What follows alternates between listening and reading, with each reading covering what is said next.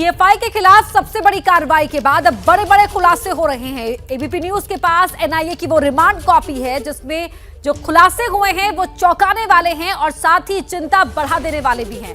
बड़ी खबर यह है कि जांच में यह खुलासा हुआ है कि पीएफआई देश में इस्लामिक शासन चाहता था। इसके अलावा खास समुदाय के नेता पीएफआई के निशाने पर थे। यही नहीं, पीएफआई दो समुदायों के बीच हिंसा भड़काने की साजिश में भी जुटा हुआ था। पीएफआई युवाओं को आतंकी संगठनों में भर्ती करवाने की साजिश भी रच रहा था।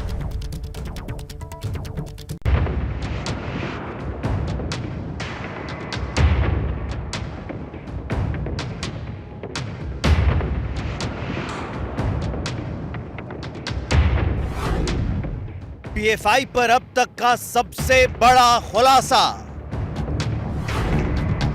रिमांड रिपोर्ट में खूनी खेल की तैयारी बाद भारत को इस्लामिक स्टेट बनाने का पीएफआई का प्लान। चौंकिए मत, ये सब खुलासा हुआ है एनआईए की दाखिल रिमांड रिपोर्ट में। ऑपरेशन ऑक्टोपस के तहत देश के करीब 15 राज्यों में एनआईए और ईडी ने छापेमारी की थी, जिसमें पीएफआई से जुड़े 100 से ज्यादा लोग गिरफ्तार किए गए। और जब इनमें 10 आरोपियों को रिमांड पर लेने के लिए केरल के एर्नाकुलम कोर्ट में रिमांड रिपोर्ट दाखिल की गई तो उनमें कई खुलासे किए गए। ये रिमांड रिपोर्ट एबीपी न्यूज के हाथ भी लगी, जिसमें खुलासा किया गया है कि पीएफआई देश में इस्लामिक शासन चाहता है। यही नहीं, भारत में इस्लामिक शासन लाने के लिए पीएफआई खूनी खेल खेलने की तैयारी कर रहा था। इसके अलावा रिपोर्ट में दावा किया गया कि पीएफआई ने एक समुदाय विशेष के नेताओं की हिट लिस्ट तैयार की थी। आप तस्वीरों में देखिए, यही वो एनआईए की रिपोर्ट है जिसे कोर्ट में दाखिल किया गया है, जिसमें बताया गया है कि आरोपियों से पूछताछ और छापेमारी में जब्त किए गए दस्तावेज में पीएफआई की आतंकी साजिश की कुंडली है। अब आपको पाकिस्तान परस्त पीएफआई के कुछ वीडियोस दिखाते हैं। इन नारों की गूंज हम आपको नहीं सुना सकते। पाकिस्तान परस्त ये नारे भारत की जमीन पर बुलंद हो रहे हैं। वायरल वीडियो पुणे का बताया जा रहा है, जहां परसों पीएफआई के कार्यकर्ता जांच एजेंसियों की कार्रवाई के खिलाफ सड़कों पर उतरे।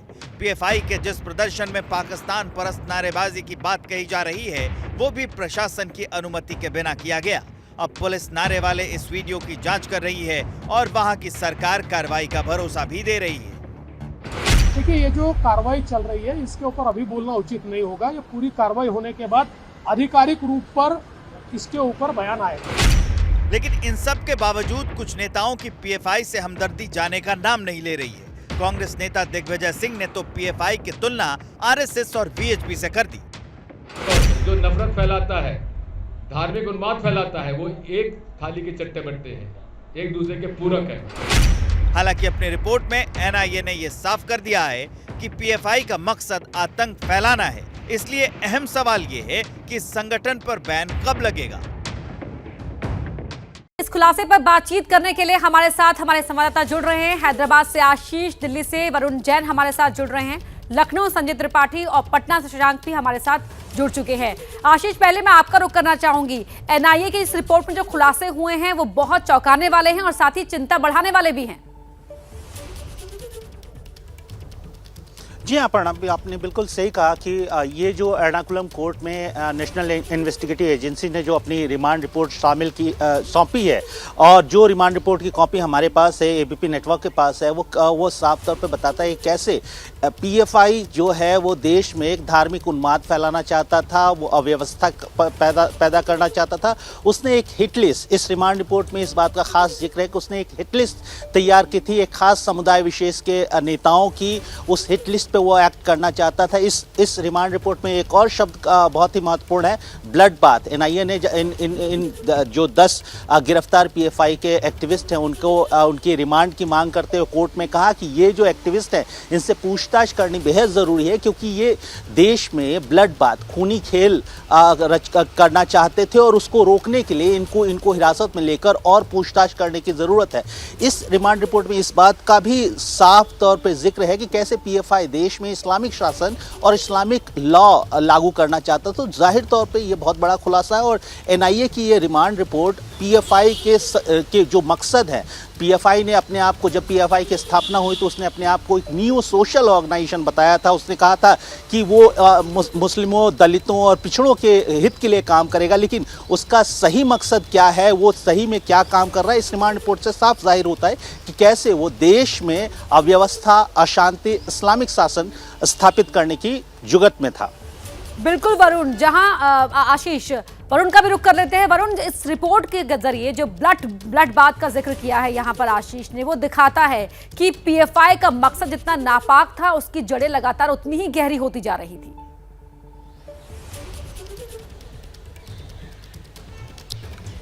देखिए, बिल्कुल जो पीएफआई है उसकी जड़ें लगातार गहरी होती जा रही थी। ये कोई पहला इंसिडेंट नहीं था। मैं आपको बता दूं, एजेंसीज कई सालों से पीएफआई के ऊपर नजर रखी हुई थी। अगर 2010 के बाद की बात करूं तो एनआईए अब तक पीएफआई के 46 जो मेंबर्स हैं उनको कोर्ट से सजा दिला चुकी है। तो पीएफआई की कहीं ना कहीं देश के खिलाफ जो ये आतंकी गतिविधि होती है, एक्टिविटीज होती है, उसके अंदर पहले भी शामिल रहा है। एजेंसीज कई सालों से लगातार नजर बनाई हुई थी। आपको मैं बताऊं, पिछले कुछ सालों के अंदर जो एनआईए ने अपनी रिमांड कॉपी कोर्ट के अंदर दाखिल की, उसमें इस बात का जिक्र किया है कि पिछले कुछ सालों के अंदर पीएफआई के अकाउंट में 120 करोड़ रुपए जमा किए गए हैं। देश विदेश से पैसा डाला गया है और कैश में, अधिकतर पैसा कैश में डाला गया। तो किस तरीके से इनको फंडिंग हो रही थी, किस तरीके से साजिश रची जा रही थी कि इस पैसे का इस्तेमाल हिंदुस्तान के अंदर आतंकी गतिविधियों को बढ़ाने के लिए किया जाए। इस पैसे से एक्सप्लोजिव खरीदे जाने थे जिससे कि जो बड़ी आतंकी वारदातें उनको अंजाम दे सके। तो कहीं ना कहीं एजेंसीज के पास बेहद पुख्ता एविडेंसेस इकट्ठे हो गए थे और उसके बाद ये इस तरीके की एक बड़ी कार्रवाई की गई है। क्योंकि अगर समय रहते ये कार्रवाई नहीं होती तो इस देश के अंदर जो अशांति फैलाने के लिए, धार्मिक उन्माद फैलाने के लिए एक बड़ी साजिश रची जा चुकी थी। तो कहीं ना कहीं जो सबूत इकट्ठे हो चुके थे उसके बाद ही ये एक बड़े पैमाने पर इस पूरा ऑपरेशन को चलाया गया और ये कार्रवाई की गई है। जी, संजय त्रिपाठी भी हमारे साथ लखनऊ से जुड़ चुके हैं। संजय, अगर बात करें उत्तर प्रदेश में, इससे पहले भी जब कभी कोई भी डिस्टर्बिंग इवेंट हुआ है तो कहीं ना कहीं उस पूरे घटनाक्रम के पीछे पीएफआई का भी कोई ना कोई लिंक हर बार देखने को मिला है। अब जिस तरीके से ये खुलासा हुआ है, क्या ये मान लिया जाए कि इस पीएफआई नाम के संगठन पर अब काउंटडाउन पर बैन लगना तय है?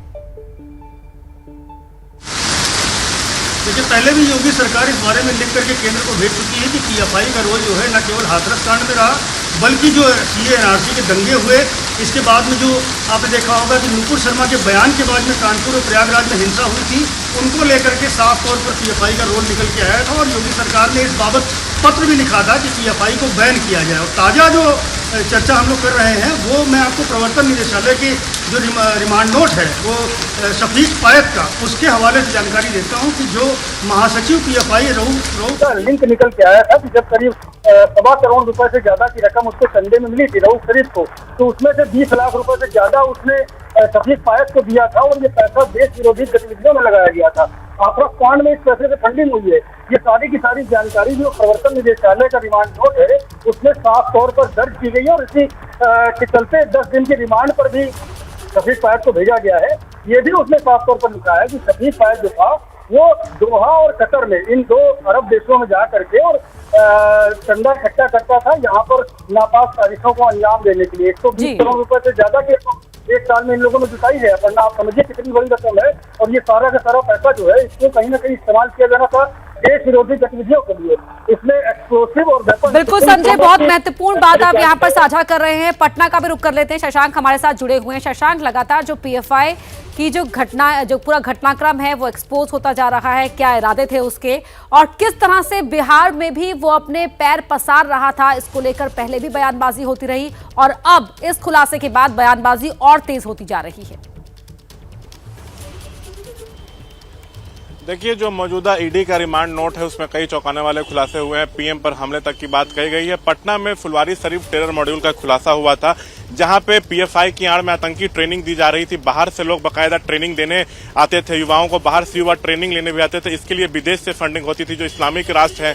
उसके अलावा टैलेंट सर्च प्रोग्राम का आयोजन किया जाता था पीएफआई से जुड़ी संस्थाओं के द्वारा और इसके आड़ में डिबेट सेमिनार होते थे और सोच ये होती थी कि ऐसे लोगों को तलाशा जाए जिनकी सोच कट्टरपंथी सोच जो पीएफआई की है उससे मिल सके। फिर इन लोगों को शामिल कर पीएफआई में ब्रेन वॉश किया जाता था। पटना को लेके यही पीएम मोदी का यहाँ पे कार्यक्रम भी था। उसके पहले ही 11 तारीख को फुलवारी शरीफ टेरर मॉड्यूल का खुलासा हुआ तो फुलवारी शरीफ से 5 लोग पकड़े गए थे।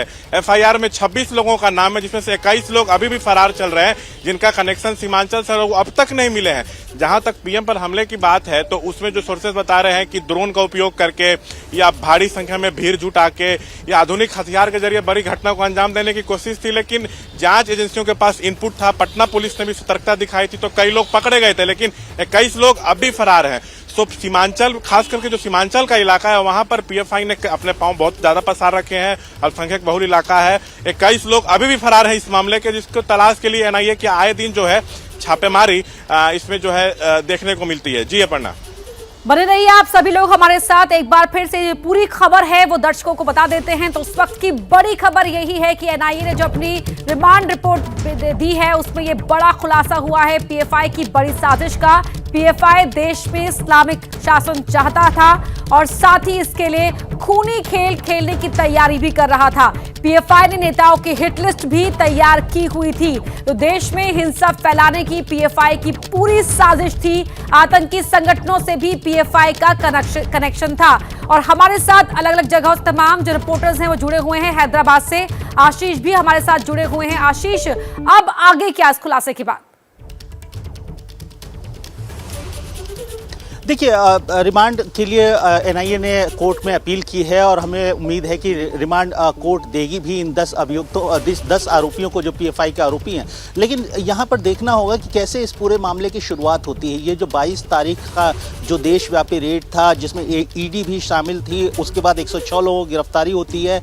इस पूरे मामले की शुरुआत सबसे पहले जुलाई में निज़ामाबाद, जो तेलंगाना का शहर है निज़ामाबाद, वहाँ से शुरू होता है। वहाँ पर तेलंगाना पुलिस एक ट्रेनिंग कैंप को बस्ट करती है। वहाँ पर यह आरोप लगाया जाता है कि मार्शल आर्ट, कराटे सिखाने की आड़ में लोगों को हिंसा के लिए प्रेरित करने और हिंसक वारदात करने के लिए ट्रेन किया जा रहा था। उसके बाद इस केस को एनआईए अगस्त की 26 तारीख को एनआईए इन्वेस्टिगेशन के लिए अपने शुरू करती है इस केस पर इन्वेस्टिगेशन। और उसके बाद सबसे पहले 18 तारीख को तेलंगाना और आंध्र प्रदेश में रेड किया जाता है, जिसमें 4 लोगों की गिरफ्तारी होती है। और उसके बाद हम देखते हैं कि 22 तारीख को इसी कड़ी में आगे देशव्यापी रेड होता है। और इस खास बात ये कि इसमें ईडी भी शामिल होती है। ईडी अब इस पूरे जो पीएफआई के फाइनेंसिंग का रैकेट है, फाइनेंसिंग कहाँ से आई, कैसे कहाँ से इसको आर्थिक मदद मिली, उसको इन्वेस्टिगेट कर रही है। तो जाहिर तौर पे बड़ा ये कहां से फंडिंग हो रही थी, कौन पैसे देकर पीएफआई जैसे संगठन को फलने फूलने में मदद कर रहा था, अब पूरी तह तक पहुंचने की कोशिश यहाँ पर लगातार जांच के जरिए की जा रही है। क्या मजबूरी है मेरी, बताइए। मैं अभी आपको बताती हूँ कि मैंने ओए होए होए होए नमकीन के चटकारे लेते हुए टकटकी मार के डिबेट शो को पॉज रिपीट कर करके देख रहे हैं जोगिंदर जी। इनकी तरह आप भी देखें अपनी फेवरेट डिबेट्स को रिपीट कर और डाउनलोड कीजिए एबीपी लाइव ऐप अपने स्मार्ट टीवी पर।